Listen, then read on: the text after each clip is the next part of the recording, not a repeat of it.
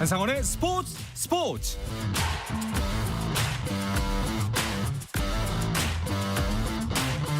스포츠가 있는 저녁 어떠신가요? 아나운서 한상원입니다. 오늘 하루 이슈들 살펴보는 스포츠 타임라인으로 출발합니다. 축구대표팀이 다음 달 10일 열리는 브라질과의 친선 경기에서 한글 이름이 새겨진 유니폼을 입습니다. 대한축구협회는 한글날을 기념해 피파의 특별 승인을 받아 유니폼에 선수들의 이름을 한글로 새길 예정이라고 밝혔습니다. 또 브라질 대표팀 선수도 한글이 적힌 유니폼을 착용할 수 있도록 브라질 축구협회와 협의 중이라고 덧붙였습니다. 미국 프로축구 진출 이후 처음으로 해트트릭을 달성한 손흥민이 메이저리그 사커 34라운드 이주혜 선수에 선정됐습니다. 잉글랜드 프로축구 맨체스터 시티의 공격수 홀란이 나폴리와의 챔피언스리그 리그페이지 1차전 홈경기에서 후반 11분 헤더 선제골로 통산 49경기 만에 50득점을 완성했습니다. 유럽축구연맹 챔피언스리그 역대 최소 경기 50골 기록으로 홀란은 62경기 만에 50골을 기록했던 판 니스텔로이의 기록을 13경기 단축했습니다. 메이저리그 LA 다저스의 살아있는 전설 커쇼가 올해를 끝으로 선수 생활을 마무리합니다. 다저스 구단은 커쇼가 이번 시즌을 마치고 은퇴한다고 발표했고 커쇼는 내일 샌프란시스코의 홈경기에 선발로 나서 자신의 정규 시즌 마지막 등판을 가집니다. 배드민턴 대표팀의 안세영과 김가은이 중국 마스터스 여자 단식 준결승에 나란히 진출했습니다. 안세영은 일본 야마구치와 인도네시아 와르다니의 8강전 승자와 김가은은 천위페이를 이긴 중국의 한웨와 결승행을 다툴 예정인데요. 두 선수는 4강에서 나란히 승리할 경우 결승에서 맞붙게 됩니다. 한국 여자 프로골프투어 하나금융그룹 챔피언십 2라운드에서 박희준이 중간 합계 5언더파로 공동 2위 이민지와 성유진의 한타 앞선 선두에 올랐습니다.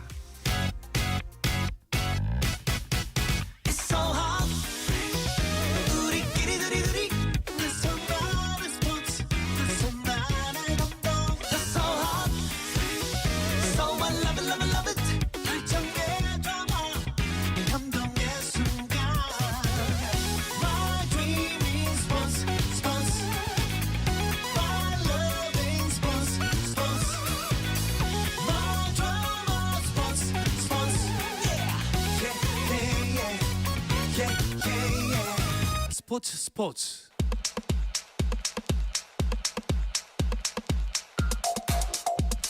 금요일 저녁에 축구 이야기 축구장 가기 시작하겠습니다. 서우정 축구 전문 기자 스포츠 서울의 정다워 기자와 함께합니다. 두 분 어서 오십시오. 안녕하세요. 반갑습니다. 자, 먼저 첫 번째로 나눠볼 이야기는요. 대한축구협회 천안시대가 막을 올렸습니다. 그러니까 오늘은 이야기부터 해보도록 하겠습니다. 천안에 지어지고 있던 축구 종합센터 드디어 완공이 됐네요. 네, 대한축구협회가 발표를 했습니다. 오늘 9월 19일이 대한축구협회 창립 기념일이에요. 그래서 이날에 맞춰가지고 이제 천안에 세운 대한민국 축구종합센터의 완공을 알렸고요. 이제 2주까지는 한 2개월 가량이 더 소요될 것으로 알려져 있는데 일단 이 사업은 정몽규 회장이 임기 세 번째 시절부터 굉장히 강조했던 핵심 사업이었습니다. 그러니까 대표팀의 경쟁력 강화라든가 지역 축구 활성화, 공동 마케팅을 통한 수익 증대, 국제 심판 양성 이런 모든 정책을 이곳 대한민국 축구 종합센터에 담을 수 있다라고 강조해 왔던 정몽규 회장인데요.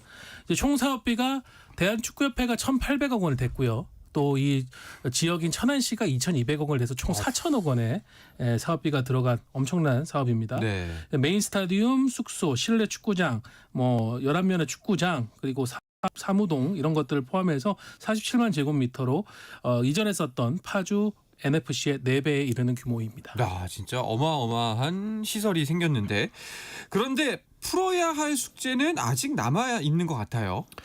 일단 KFA가 이제 천안으로 내려가면 이제 KFA를 굴러가게 하는 이제 조직원들, 그렇죠. 이제 직원들이 어떻게 할 것인가가 이제 가장 큰 문제였는데 사실 뭐 언제쯤 우리가 이동한다는 게 정해져 있음에도 불구하고 축구협회가 이 협회 노조와 협상을 완벽하게 끝내지를 못한 상황입니다. 그러니까 이 축구협회 직원들은 지금 현재 이제 광화문에 있는 축구회관으로 출퇴근을 하고 있는데 그래서 이분들이 이제 생활 반경이 이제 그쪽에 많이 좀 집중이 돼 있어요. 네, 네. 특히나 이제 뭐 일산이라든지 서울 북부라든지. 근데 이제 순식간에 이제 천안으로 이동을 해야 되는 건데 이제 그거를 위해서 이제 노조에서는 뭐 일정 뭐 이제 보상이라든지 지원이라든지 이런 것들을 요구하고 있는데 그 협상이 아직까지는 완료가 되지 않은 상황입니다. 그래서 뭐 일단은 아무래도 직원분들 입장에서는 좀 되게 큰 일이잖아요. 네. 그러니까 뭐 이사를 가야 될 분도 있을 거고 뭐 출퇴근하시는 분들은 또 방법을 또 마련을 해야 되고 되게 쉽지 않은 일이라서 일단 협회도 최대한 조율을 하려고 하는데 일단 아직까지는 이 보류 상태입니다. 아니 아까 그 서호정 기자가 말씀하셨던 것처럼 그 천안으로 간다는 게 세 번째 임기 때부터 나왔던 이야기잖아요. 네. 근데 아직까지도 이게 마무리가 안 됐다는 거는 조금 문제가 있어 보이는데요. 뭐 여러 변수가 있었습니다. 노조하고 이 부분에 대한 협상을 담당하던 분이 지난해 하반기에 대한축구협회에 많은 또 일들이 있었잖아요. 네네. 그 과정에서 축구협회를 떠나게 되면서 아. 협상 당장자가 사라졌던 문제도 있었고요.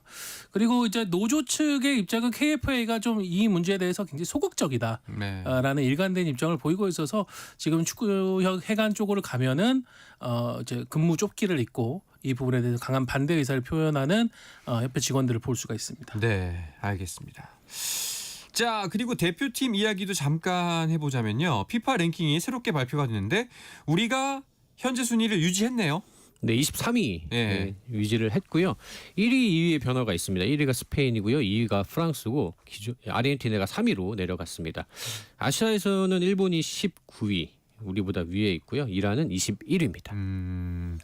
뭐 사실 랭킹은 뭐 기분상 좀 그런 게 있긴 하지만 큰 의미 두진 않았었거든요. 근데 이제부터는 좀 의미를 둬야 하죠. 네, 월드컵 본선이 이제 다가왔기 때문인데요. 피파가 이제 지난 카타르 월드컵을 앞두고 그러니까 우리가 과거에는 시드라고 표현을 했었던 지금 현재는 이제 4개의 포트 1, 2, 3, 4포트로 네. 해서 이제 나누는 그 기준을 과거에는 이제 월드컵 역대 성적이라든가 최근 성적 등을 반영해서 했는데 이제는 현 피파 랭킹 기준으로 설정을 합니다.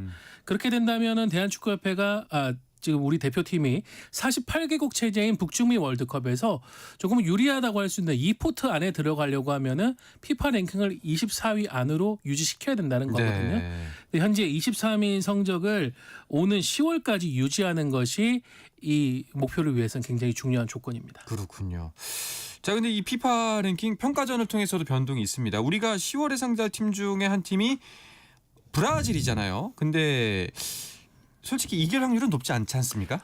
네, 브라질은 워낙 강팀이어서 우리가 네. 사실 승리하기가 기대하기 어려운데 일단 브라질은 랭킹이 6위입니다. 그래서 우리가 진다고 해서 점수가 많이 안 깎일 수도 있어요. 이제 관건은 이제 파라과이와의 경기인데 이제 파라과이는 37위입니다. 그러니까 우리보다 아래에 있는 팀이라 우리가 만약에 패할 경우에는 좀 타격이 있을 수가 있고요. 네. 그리고 우리 밑에 있는 24위가 이제 에콰도르인데요. 에콰도르는 10월달에 이제 우리가 9월달에 상대했던 미국과 멕시코를 차례대로 상대를 합니다. 네네.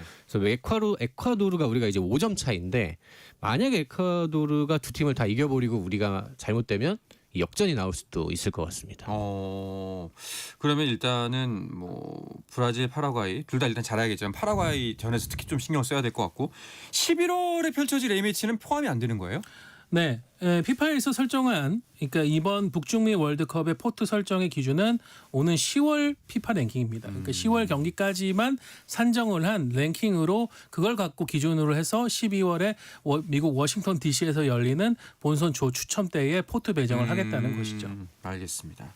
그러면은 11월 A매치로 확정된 게 볼리비아랑 또 어떤 나라인가요? 네, 볼리비아는 이미 대한축구협회 확정해서 발표했고요. 네. 나머지 한 팀은 현재 아프리카에서 찾고 있는데요. 네. 아프리카 조별 예선이 지금 거의 끝나가는 상황이고 본선 확정 팀들이 속속 나오고 있습니다. 처음에는 이제 지난 월드컵에서 대파란을 일으켰던 모로코가 아마 유력한 후보가 아니겠느나 싶었는데 일단 대한축구협회는 모로코는 좀 섭외가 어렵다라는 입장을 밝혔고요. 네. 현재는 이제 티니지가 많이 언급이 되고 있습니다. 그렇군요. 뭐 11월 A매치는 조금 더 가뿐한 마음으로 치를 수가 있을 것 같네요. 여러 가지 테스트를 해보면서. 자, 그리고 아시아 축구연맹 챔피언스리그 이야기도 나눠보도록 하죠. 첫 번째 경기들이 일찍 열렸습니다. 네, 이제 많은 분들이 아직 익숙하지 않으실 텐데 이제 지난해부터 챔피언스리그가 이제 여름에 시작을 합니다. 그래서 유럽이랑 같이 캘린더를 맞춰서 시작을 해가지고 이제 올해에도 이제 첫 경기가 시작을 했습니다. 리그 스테이지가 엘리트에서 시작을 했고요. K리그에서는 이제 울산, 강원, 서울이 참가를 하고요. 포항은 이제 아시아의 유로파 리그라고 하는 ACL2에 출전을 합니다. 일단 엘리트에서는 울산과 강원이 승리를 했고요. 네. 서울은 비겼습니다. 포항은 태국 원정에서 빠툼을 이겼습니다. 네. 그러니까 전체적으로 우리가 보면 3승 1무 꽤 좋은 출발을 했다고 볼 수 있을 것 같습니다. 그렇네요. 자, 일단은 강원 팬들에게나 구단에게나 무척 의미 있는 승리다 이런 의견이 있더라고요. 네, 지난 시즌 K리그 준우승의 돌풍을 앞세워서 결국은 AF 챔피언스리그 엘리트까지 출전한 강원인데 이제 춘천에 있는 송암 스포츠타운에서 중국의 상하이 선화를 상대로 아주 역사적인 챔피언스리그 데뷔전을 치렀습니다. 먼저 실점을 했음에도 불구하고 후반에 굉장히 적극적인 공세를 펼쳤고 이제 홍철, 구본철 선수의 연속되는 득점이 나오면서 2대1 역전승을 거뒀고요. 그래서 강원은 창단 이후 첫 번째 아시아 무대에서 승리를 거뒀습니다. 네. 울산은 어땠나요? 울산은 이제 서정원 감독이 이끄는 청두를 상대했는데요. 뭐 어려운 경기를 했습니다. 사실 선제골을 내주면서 끌려갔지만 이제 교체로 이제 들어온 엄원상 선수가 1골 1도움으로 아주 맹활약을 하면서 역전승을 거뒀고요. 이 신태용 감독이 이 아시아 무대에서 무려 4,860일 만에 승리를 거뒀습니다. 울산이 최근에 굉장히 어려운 상황이었습니다. 그렇죠. 여기서도 만약에 패했다면 분위기가 굉장히 가라앉을 수 있었는데 그래도 아주 극적인 역전승을 거두면서 이제 K리그에서도 조금 상승세를 기대할 수 있지 않을까 생각하게 됩니다. 그렇네요. 분위기 반전을 기대해 봄직합니다. 자, 뭐 공교롭게도 강원과 울산이 모두 중국팀을 이겼습니다. 네, 뭐 중국 슈퍼리그가 한때는 광저우 헝다로 대표되는 뭐 연간 예산이 1,000억 원이 훌쩍 넘는 메머드급 클럽들을 앞세워가지고 아시아 무대를 뒤흔들던 시절도 있었지만 이제는 좀 옛말이 된 것 같습니다. 특히 이제 이번 시즌 AF 챔피언스리그 엘리트에서 무기력한 추락이 계속되고 있는데 챔피언스리그 엘리트에 나온 3개 팀이 모두 패했습니다. 네, 상하이 선화하고 이제 청도 롱청은 K리그의 강원, 울산에게 역전패를 당했고요. 자존심을 세워줄 거라 기대했던 상하이 하이강은 홈에서 비셀고백에 무려 0대3으로 패했거든요. 네. 이렇게 되면서 지금 중국 언론들은 굉장히 걱정스러운 목소리를 내고 있습니다. 그렇군요. 자, 그리고 챔피언스리그 엘리트에서 서울은 무승부였습니다. 마치다와 대결했군요.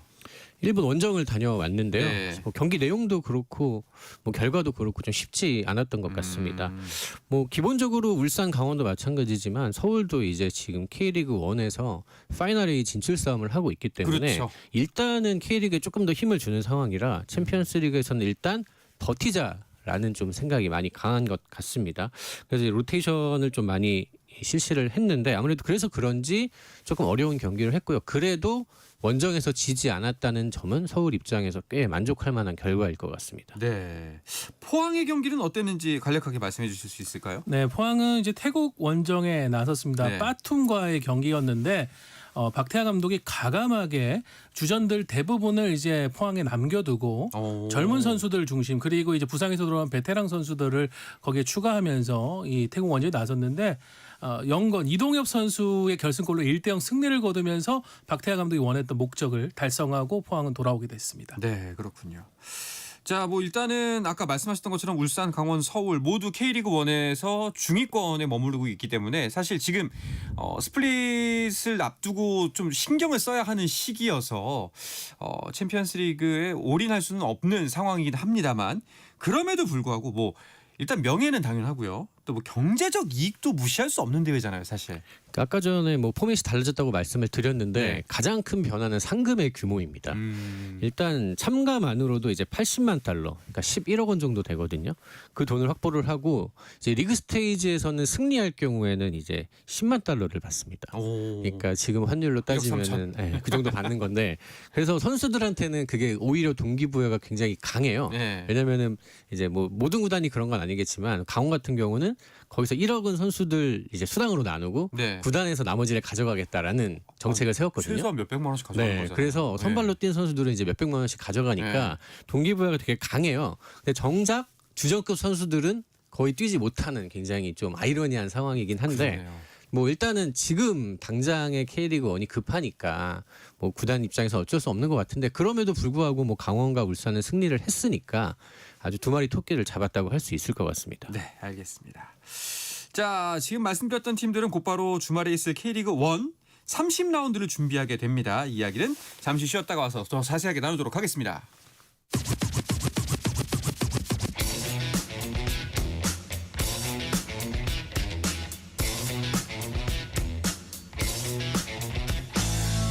짜릿함이 살아있는 시간. 한상원의 스포츠. 자, 축구 이야기를 이어가기 전에 프로야구 경기 상황 정리해 드립니다. 오늘은 원래 3경기가 예정돼 있었지만 2경기가 비 때문에 취소됐습니다. 하나 대 KT의 수원 경기가 우천 취소되면서 지난 13일 대전 키움전부터 8연전이 예정되어 있던 하나는요, 다행히 하루를 쉴 수가 있게 됐고요. 또 어제 LG와 더블 헤더를 치른 KT도 회복의 시간을 가질 수 있게 됐습니다.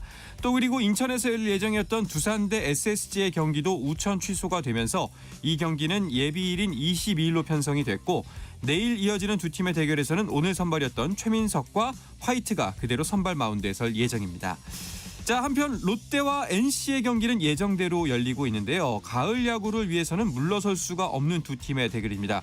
현재 6위의 롯데 그리고 7위에 자리하고 있는 NC 한 경기 차이기 때문에 오늘 경기 결과에 따라서는 타이가 이뤄질 수도 있는 상황인데, 나균환과 라일리가 선발에 나섰고 나균환이 잘 던졌지만 4이닝 만에 물러섰고 계속해서 NC의 타선을 막아내고 있습니다. 현재 롯데가 6회 초 공격이 진행 중인 가운데 6대 0으로 크게 앞서고 있는 상황입니다.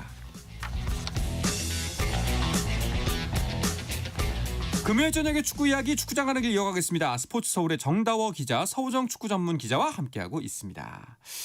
자, K리그1은 파이널 A, B로 나뉘는 스플릿까지 4경기가 남겨두고 있습니다.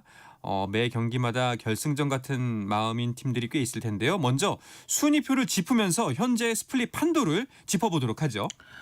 지난 시즌 승강 플레이오프까지 추락하는 악몽을 겪었던 전북이 이제 자신들의 자리로 돌아왔죠. 현재 29경기에 승점 66점을 챙기면서 엄청난 페이스를 보면서 단독 1위를 달리고 있습니다. 지금 2위 김천과는 무려 승점차가 20점까지 벌어졌기 때문에 빠르면은 파이널 라운드 진입 전에 우승을 할 수 있고, 네. 역대 최다 승점인 90점 이상을 달성할 수 있을 거라는 기대를 모으고 있는 상황입니다. 그리고 이제 승점 46점, 45점에 김천, 대전, 포항이 지금 2위 싸움을 치열하게 펼치고 있고요. 5위부터 이제 9위까지가 파이널 A로 가기 위한 두 자리를 놓고 싸우고 있는데, 강주, 강원, 서울, 안양, 울산입니다. 이 5팀의 승점 차가 6점입니다. 그리고 강등권에는 10위 수원FC가 31점, 11위 제주 SK가 31점, 그리고 12위 대구가 승점 22점입니다. 그렇습니다. 자, 일단은 혹시 모르시는 분들을 위해서 이 파이널 A, B는 무엇이고 또 스플릿은 무엇인지 한번 간략하게나마 설명을 해주시면 좋을 것 같은데요. 네, K리그는 지금 이 스플릿 제도를 이제 이용을 하고 있는데요. 12팀인데요. 총 상위 6팀, 하위 6팀으로 이제 나눠지게 됩니다. 네. 33라운드까지 경기를 치르게 되고요. 그 이후에 5경기는 파이널 라운드라고 해서 파이널 A팀끼리 네. 그리고 파이널 B팀끼리 경기를 하게 되고요. 파이널 B팀끼리 경기를 할 때는 그 안에서 결국에는 강등팀이 나오기 때문에, 그렇죠. 사실 어떻게 보면은 지금 우승 싸움이 끝났기 때문에 이번 시즌에는 파이널 B에서의 강등을 놓고 벌이는 멸망전. 정말 어려운 싸움이 이제 네. 기다리고 있는데, 그게 가장 흥미롭지 않을까 생각합니다. 그렇습니다. 자, 다시 순위표로 돌아와서 아까 이제 전북이 정말 압도적인 1위를 달리고 있다고 말씀해 주셨는데, 전북과 울산의 처지가 1년 만에 이렇게 바뀔 줄이야. 이건 진짜 아무도 예상 못했던 결과 아닙니까? 그렇습니다. 울산이 이제 지난 시즌까지 3시즌 연속 우승을 하는 3피트 네. 우승을 달성을 하면서 전북에 다시 한번 이제 왕조를 연 팀이 됐는데 1년 만에 지금 강등권까지 걱정을 하게 됐습니다. 아까 전에 이제 울산이 파이널 A로 가기 위한 이제 마지막 싸움을 준비하고 있다고 했는데, 동시에 지금 이제 10위 수원 FC하고는 승점 차가 4점밖에 나지 않아요. 네. 그래서 한두 경기 정도만 삐끗하다가는 강등권까지 내려갈 수가 있는 상황이 됐습니다. 그렇습니다. 자, 그렇기 때문에 지금 이제 아까 말씀하셨다시피 33라운드까지를 이대로 치르고 나중에 스플릿이 이루어진다는 거잖아요. 그러니까 기회가 얼마 남지 않았는데 이 33라운드가 다 치러지기 전에 6위 안쪽에 들어야지만 강등권에서 완벽하게 자유로운 거 아니겠습니까? 그렇기 때문에 5, 6위권 팀들의 경쟁이 33라운드 전까지는 가장 재밌어 보일 것 같아요. 맞습니다. 그래서 광주와 강원이 현재 41점으로 승점 동률을 이루고 있고요. FC 서울이 40점으로 1점 뒤집니다. 그러니까 현재로서는 이 세 팀이 이제 5위, 6위 자리를 놓고 이제 경쟁할 가능성이 가장 높은데, 뭐 최근 흐름을 보면은 이제 서울이 별로 좋지가 않고 네. 오히려 강원은 이제 3연승을 달리면서 또 챔피언스리그 승리를 하면서 좋은 흐름을 타고 있습니다. 광주도 굉장히 꾸준하게 승점 관리를 잘 해내고 있어서 어떻게 보면은 이 오히려 우승 후보로 꼽혔던 서울이 파이널 B로 떨어질 수도 있는 게 아니냐라는 지금 분위기가 조금씩 형성이 되긴 하고 있습니다. 네. 최민규 씨 일정도 참 공교롭게 짜였는데 이런 상황에서 서울과 광주가 이번 주말에 만납니다. 네, 일본 마치다 원정을 치르고 돌아와서 체력적으로 조금 부담이 있는 서울인데 일단 홈에서 광주를 상대를 하게 됐고요. 광주 같은 경우 말씀해주신 대로 이제 서울 킬러라고 할 수가 있습니다. 올 시즌 이제 맞대결에서 한번 패하긴 했지만은 이정현 감독과 김기동 감독이 광주와 서울의 감독으로서 펼친 지난 5번의 대결에서 이정현 감독이 무려 4번이나 승리를 했습니다. 네, 거기다가 올 시즌 이제 첫 맞대결이 또 서울 월드컵 경기장에 열렸는데 그때도 광주가 승리를 했었거든요. 네. 지쳐 있는 서울을 상대로 이제 광주가 어떤 모습을 보일지도 궁금하고 서울 입장에서는 배수의 진을 쳐야죠. 여기에서 광주에게 또 패하게 된다고 하면은 이제는 이제 승점 6점 싸움에서 진 거기 때문에 이제 격차가 더 벌어지게 됩니다. 그렇죠. 그래서 김기동 감독은 아마 이 경기에 모두 초점을 맞출 것 같습니다. 그렇습니다. 자, 그리고 또 이번 주말 어떤 대진들이 우리를 기다리고 있는지 경기를 설명을 해주시죠. 일단 선두 전북이 2위 김천을 상대를 합니다. 여기서 이제 전북이 승리하면 이제 23점 차이가 되겠죠. 네. 그리고 3위 대전이 만약에 대구를 상대하는데 승리하지 못하면 차이는 또 더 벌어져서 뭐 산술적으로는 이제 다음 라운드 31라운드죠. 네. 그때도 우승이 확정이 가능할 수도 있을 것 같고 조금 늦어도 32라운드, 더 늦어도 33라운드 정도는 가능하다. 스플릿전에는 확정된다. 거의 되지 않을까라고 네네. 좀 예상을 좀 합니다. 네. 그리고 이제 울산과 안양이 또 경기를 하고요. 여기서 패하는 팀은 이제 파이널 A 진출 사실상 물 건너 간다고 보면 될 것 같습니다. 그렇네요. 그리고 이제 수원FC 강원 경기인데 강원이 최근 경기력이 좋고 3연승입니다. 수원FC는 이제 윌리안 그리고 이제 이지솔 선수가 이제 부상으로 전력에서 이탈을 해서 어려운 상황이라 강원이 승리할 확률이 조금 더 높지 않나 생각이 들어서 만약에 광원과 광주가 나란히 승리할 경우에는 서울도 굉장히 어려운 상황이 됩니다. 네네. 복잡한 상황이 되고 포항과 제주가 맞대결을 벌입니다. 그래서 포항은 이제 이 경기를 통해서 파이널에 이제 거의 확정하는 상황까지 가지 않을까 기대를 할 것 같습니다. 그렇군요. 자, 그리고 대전과 대구의 경기에선 그분이 또 오시네요. 네. 홈팀 대전에 굉장히 든든한 지원군이 될 수 있는 네. 가수 이제 이명웅 씨가 오는데 네. 이명웅 씨는 이제 축구를 좋아하는 걸로 유명한 스타고요. 네. 이미 이제 서울 홈 경기 때 이제 와가지고 시축 행사도 하고 공연도 하고 하면서 당시에 개인 팬클럽이 영웅시대 팬분들도 엄청나게 와가지고 관중 대박이 났던 적이 있습니다. 지금 대전 대구와의 홈 경기도 2주 전에 이제 티켓팅을 오픈을 했는데 아니나 다를까 영웅시대 분들의 어떤 지원이 이루어지면서 네. 지금 뭐 2만 5천 명을 훌쩍 넘었다라는 얘기가 있더라고요. 그래서 또 이제 공교롭게 이 영웅시대의 팀 컬러, 그러니까 팬들의 주요 컬러가 원정팀 대구의 하늘색이거든요. 그렇네요, 진짜. 그래서 대전 구단, 서포터즈 그리고 이제 영웅시대가 이제 각각 논의를 해서 이날만큼은 우리 임영웅 씨를 응원하는 컬러인 하늘색이 아니라 대전을 응원하는 대전 특유의 어떤 그린색이라든가 자주색을 갖고 오자라는 그런 캠페인도 펼쳐지고 있습니다. 그렇군요.